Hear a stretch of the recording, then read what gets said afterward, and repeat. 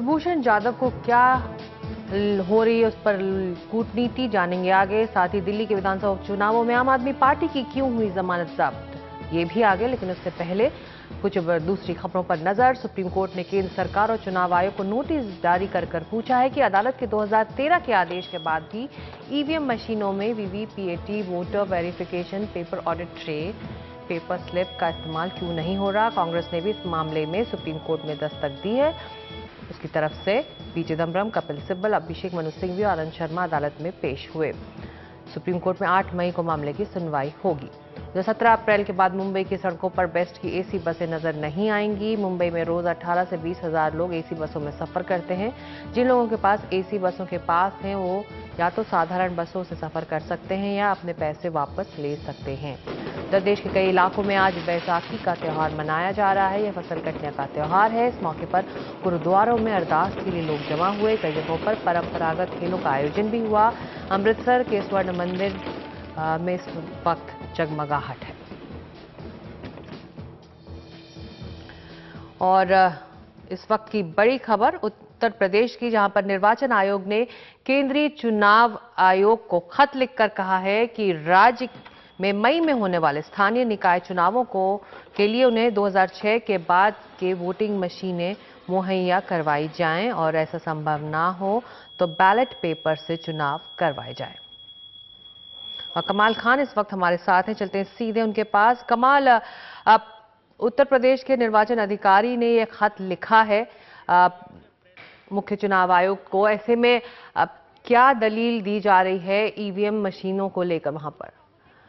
नहीं, देखिए, ऐसा है कि एसके अग्रवाल साहब हैं, वो यहाँ इलेक्शन कमिश्नर हैं, जिनकी जिम्मेदारी पंचायत चुनाव करना, अर्बन लोकल बॉडीज के चुनाव, जो नगर पालिका, नगर निगम, टाउन एरिया, ये सब इलेक्शन उनकी जिम्मेदारी है।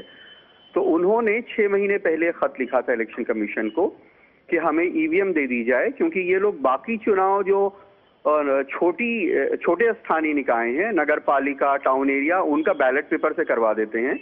लेकिन पिछले बार भी उन्होंने मेयर का चुनाव ईवीएम के जरिए ही कराया था।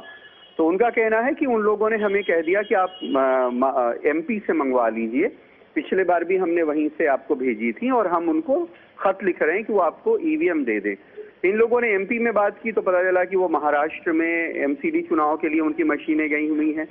फिर जब उन्होंने नसीम जैदी साहब से बातचीत की तो नसीम जैदी साहब जो सीईसी हैं, उनका कहना था कि ये ईवीएम बहुत पुरानी है, 2006 से पहले की बनी हुई है और ऑलमोस्ट अपनी जिंदगी खत्म कर चुकी हैं। तो आप चाहेंगे इनसे चुनाव कराना?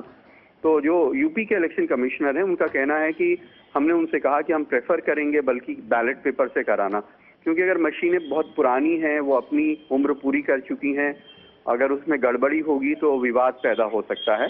तो बहरहाल उन्होंने एक इलेक्शन कमीशन को खत लिखा हुआ है कि आप अगर ईवीएम नहीं दे सकते हैं तो बेहतर है, नहीं तो फिर हम बैलेट पेपर से चुनाव कराने की तैयारी करें। यूपी में बैलेट पेपर से चुनाव कराने की वो समानांतर रूप से पूरी तैयारी कर रहे हैं, क्योंकि उन्हें लग रहा है कि अगर नई ईवीएम नहीं आती हैं और पुरानी ईवीएम से किसी तरह की कोई दिक्कत होती तो ये ज्यादा बेहतर रहेगा कि पुराने तरीके से चुनाव करा दिया जाए। जी, तो आप कह रहे हैं कि तैयारी पूरी है कि बैलेट पेपर से चुनाव हो अगर ईवीएम्स, जो नई ईवीएम्स हैं वो नहीं पहुंचती हैं निकाय चुनावों के लिए। कमाल, हाँ बिल्कुल, वो कह रहे हैं कि हमने अपनी तरफ से तैयारी पूरी कर ली है, क्योंकि 15 जुलाई से पहले स्थानीय निकाय की जो भी बॉडीज हैं, नगर पालिका, नगर निगम, उनका गठन हो जाना चाहिए 15 जुलाई से पहले। तो वो कह रहे हैं कि हम ये नहीं चाहते कि हमारी वजह से इलेक्शन प्रोसेस में या नगर स्थानीय निकायों के गठन में देरी हो, लिहाजा हम अपनी तरफ से सेफ साइड बैलेट पेपर से चुनाव की भी तैयारी कर रहे हैं। और अगर ईवीएम नहीं आएंगी नई तो फिर हम बैलेट पेपर से चुनाव करा लेंगे, जैसा कि हमने पंचायत चुनाव कराया, जो देश के सबसे बड़ा पंचायत चुनाव यूपी में होता है। 1 लाख गांव यहाँ पे हैं, जो रूरल एरिया देश में सबसे ज्यादा उत्तर प्रदेश में है। तो उनका कहना है कि हमने इतना बड़ा चुनाव कराया था, वो भी बैलेट पेपर से कराया है और किसी तरह की उसमें शिकायत या गड़बड़ी नहीं हुई है, तो हम उसको भी इससे करा लेंगे बैलेट पेपर से। जी, हृदय जोशी इस वक्त हमारे साथ हैं। हृदय, तमाम सवाल उठ रहे हैं ईवीएम को लेकर हाल के दिनों में और तमाम चुनावों के बाद। ऐसे में ये जो ताज़ा जो एक तरह से मांग की गई है उत्तर प्रदेश की तरफ से कि नई ईवीएम मशीनें उन्हें मुहैया कराई जाएं, तो आपको लगता है कि एक तरह से सवाल भी उठ रहा है जो तमाम राजनीतिक पार्टियां उठाती रही हैं कि कहीं ना कहीं कुछ गड़बड़ी है, और अब ये सवाल सामने है क्योंकि निर्वाचन अधिकारी ने सीईसी को लिखा है खत। जी देखिए सिक्ता, इसमें सीधी बात एक बात समझने की है कि जिस तरह के आरोप पार्टियों की ओर से लग रहे हैं, चुनाव खासतौर से जो लोग चुनाव हार रहे हैं, उसके बाद इलेक्शन कमीशन के अधिकारियों के बीच एक धारणा घर कर गई है कि हम बुराई क्यों मोल लें। ये बात जब मैं लगातार बात कर रहा हूं तो लोगों को महसूस हो रही है। और अभी जो यूपी से खबर आ रही है उसमें मूल बात यही है कि इलेक्शन कमीशन अगर नई मॉडर्न ईवीएम अवेलेबल नहीं करवा रहा है, और इलेक्शन कमीशन जो दिल्ली में है वो ये कह रहा है, मतलब मेरे कहने का मतलब है केंद्रीय चुनाव आयोग अगर ये कह रहा है कि जो हमारे सिस्टम से बाहर की ईवीएम है उनकी जिम्मेदारी हम नहीं लेते, तो कोई भी अधिकारी क्यों ये बुराई मोल लेना चाहेगा। तो दूसरी बात ये कही जा रही है हमको, जब हम बात कर रहे हैं ऑफ द रिकॉर्ड लोगों से, कि राष्ट्रपति के उपराष्ट्रपति के चुनाव और राज्यसभा के चुनाव भी तो बैलेट से कराए जाते हैं। तो लोग ये भी जो चुनाव कराने वाले अधिकारी हैं वो इस बात को भी ध्यान में रख रहे हैं। ऐसा नहीं है कि ईवीएम आने के बाद ballot totally out of circulation हो गया है या ऑब्सोलीट हो गया है। तो वो लोग ये चाहते हैं कि जब बैलेट सर्कुलेशन में है और वो चुनाव होते हैं तो विवाद से बचने के लिए हर कोई बैलेट का इस्तेमाल करना चाहता है। लेकिन जैसा हमने आज एनडीटीवी पर स्टोरी भी की है, रिपोर्ट की है, वो हम दोहराना चाहते हैं कि इन सब सवालों को बंद करने का और खत्म करने का एक ही रास्ता है शिक्षा, और वो है voter verifiable paper audit trail यानी वीवीपैट मशीन जो है, और उसके लिए 3000 करोड़ से ज्यादा की रकम चाहिए जो प्रधानमंत्री से मांगी गई है। और वो जब तक नहीं आते हैं तब तक ऐसे सवाल उठते रहेंगे, अधिकारी जो है वो इस तरह के बयान देते रहेंगे। जी, तो आप कह रहे हैं कि जो निर्वाचन अधिकारी की जो मांग है खासतौर से उत्तर प्रदेश की तरफ से कि निकाय चुनावों में नई ईवीएम मशीन लाई जाए, तो एक तरह से वो अपना डिफेंस है कि आगे अगर किसी तरह का आरोप लगता है तो एक डिफेंस हो कि हमने कोशिश की थी कि नए ईवीएम मशीन उन्हें मिले ना, नहीं तो फिर बैलेट पेपर तो है ही। जी बिल्कुल शिक्षा, जैसा आपने कहा और जैसा कमाल बता रहे हैं कि अगर मुख्य चुनाव आयुक्त की ओर से इस तरह का बयान मीडिया में आ रहा है और पता चल रहा है कि वो कह रहे हैं कि जो ईवीएम 2006 से पहले की है या जिस भी ईवीएम का इस्तेमाल हो रहा है वो they have outlived their life, वो काम के लायक नहीं है, और फिर वो दूसरी ओर से दिल्ली से कहा जा रहा है कि नहीं ये हमें नहीं चाहिए, और उसके बाद फिर विवाद खड़ा हो रहा है। तो आप खुद समझ सकती हैं कि लोग इस तरह के ईवीएम के इस्तेमाल और फिर बाद में खड़े होने वाले विवाद से बचना चाहेंगे, क्योंकि सवाल को आप उठने से नहीं रोक सकते। तो उसको डिस्पेल करने का एक ही तरीका है शिक्षा कि हमारे पास एक पेपर ट्रेल मौजूद हो, और वो पेपर ट्रेल जो है वीवीपैट ही दे सकता है। तो इसलिए ये सवाल खड़े हो रहे हैं, अधिकारी परेशान हैं, और जैसा चुनाव आयोग ने कहा कि जैसा अरविंद केजरीवाल ने कहा कि चुनाव आयोग धृतराष्ट्र बन गया है और वो एक पर्टिकुलर पार्टी को जिताना चाहता है, तो उसके बाद इस तरह के की बातें होनी थी और वो हो रही है। और इसका जो उपाय है वो यही है शिक्षा की एक पेपर ट्रेल मौजूद रहे जो विवाद होने पर मैनुअल गिनती करके विवाद को हल किया जाए। शुक्रिया हृदेश। और अब हमारे साथ विजय बहादुर पाठक बीजेपी के नेता मौजूद हैं। विजय बहादुर जी, आप जो बात उत्तर प्रदेश के निर्वाचन अधिकारी कह रहे हैं, आपको लगता है कि एक तरह से ये भी बात सामने आ रही है कि जो पुरानी ईवीएम मशीनें हैं उनको हटाने का वक्त आ गया है और उसके लिए चुनाव आयोग को फंड्स चाहिए ताकि नई मशीनें आए, तो ये फंड्स तो केंद्र सरकार ही मुहैया कराएगी, तो क्यों ना केंद्र सरकार ये फंड्स रिलीज करे और एक तरह से पूरे विवाद को इससे विराम भी लगेगा जब नई मशीन आ जाएंगी। तो देखिए, नई मशीनें खरीदी जानी है, उसकी क्या प्रक्रिया है वो तो भारत निर्वाचन आयोग को भारत सरकार जाने है।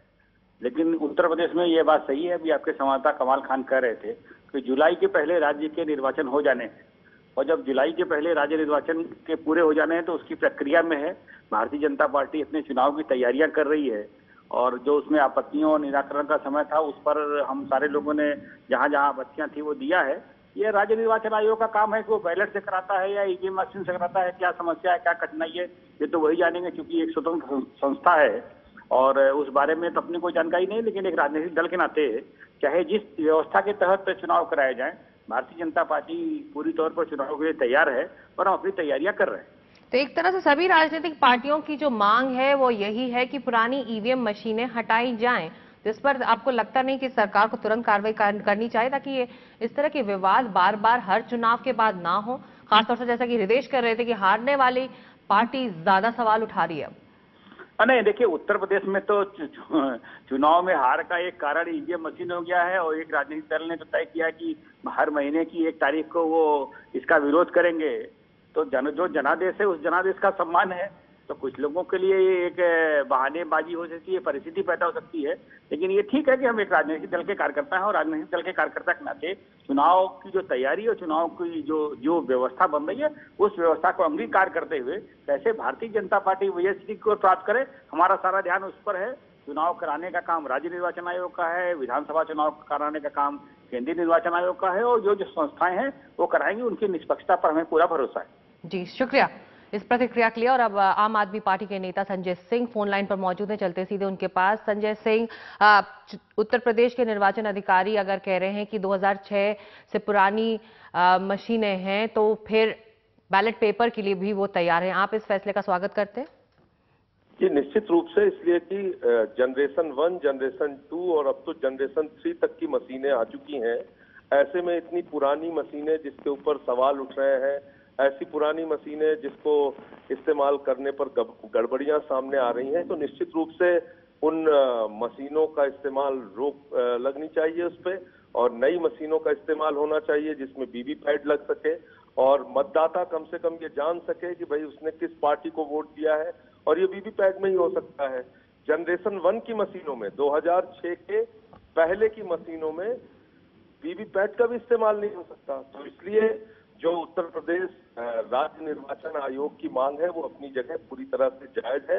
मशीनें ऐसी होनी चाहिए जिस पर विश्वसनीयता बन सके लोगों की, और अगर ईवीएम पर विश्वसनीयता नहीं बन रही है राजनीतिक दलों की, तो कल महामहिम राष्ट्रपति से CPI, CPM, Congress, BSP, Sapa, बहुत सारे राजनीतिक दलों ने जाकर मिलकर खुद कहा है कि भाई ये ईवीएम। पर संजय सिंह, आपको लगता है कि अगर यूपी से इस तरह निर्वाचन अधिकारी अगर ये आपत्ति जता रहे हैं, तो दिल्ली में भी, जहां पर नगर निगम के चुनाव होने हैं, वोट पड़ना है, दिल्ली में भी कुछ इस तरह का फैसला लिया जाना चाहिए?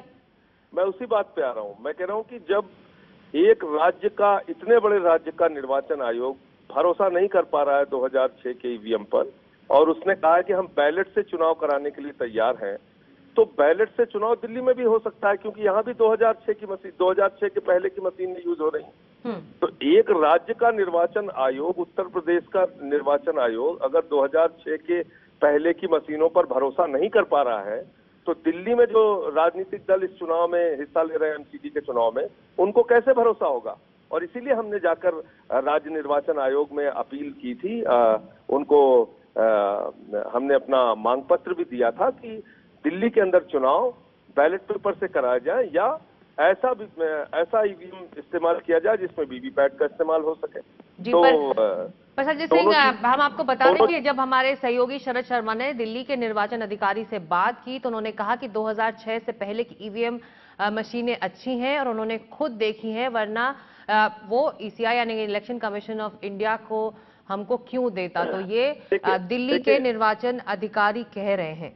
देखिए, पहली बात तो ये कि कोई निर्वाचन अधिकारी को तो चुनाव लड़ना नहीं है, न चुनाव आयोग कोई राजनीतिक पार्टी है। राजनीतिक दलों को चुनाव में जाना है, और चुनाव संपन्न कराने की जिम्मेदारी चुनाव आयोग की है। अगर राजनीतिक दलों को ही ईवीएम पर भरोसा नहीं है, तो बैलेट की प्रक्रिया अपनाने में चुनाव आयोग को क्यों आपत्ति है? अमेरिका जैसे देश, जर्मनी जैसे देश, फ्रांस जैसे दुनिया के तमाम विकसित देशों में अगर आज बैलेट इस्तेमाल हो रहा है, तो उनके यहाँ गड़बड़ियां सामने आई हैं, और अगर हिंदुस्तान में भी गड़बड़ियां सामने आ रही हैं, तो उसका संज्ञान चुनाव आयोग को लेना चाहिए, राजनीतिक दलों की बात माननी चाहिए।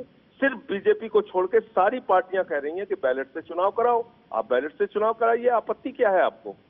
चलिए, देखना होगा कि मुख्य चुनाव आयुक्त और चुनाव आयोग इस मांग पर क्या कहता है। अभी वहां से प्रतिक्रिया आनी बाकी है। शुक्रिया संजय सिंह, एनडीटीवी इंडिया से बात करने के लिए। तो उत्तर प्रदेश के निर्वाचन अधिकारी ने खत लिखकर इलेक्शन कमीशन ऑफ इंडिया से मांग की है कि 2006 के बाद की ईवीएम मशीनें मुहैया कराई जाएं, नहीं तो निकाय चुनावों के लिए वो बैलेट पेपर को लेकर तैयार भी हैं। वक्त एक छोटे से ब्रेक का है। ब्रेक के बाद कुलभूषण जाधव का मामला, आखिर कहाँ है कुलभूषण जाधव, सवाल का जवाब अभी भारत को नहीं मिला है।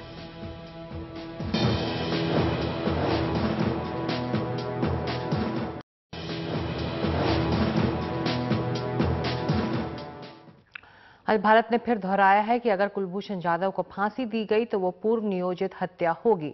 भारत की फिक्र इसलिए बढ़ गई है कि कुलभूषण इस वक्त कहां है। इस बारे में पाकिस्तान ने कोई सीधा जवाब नहीं दिया है।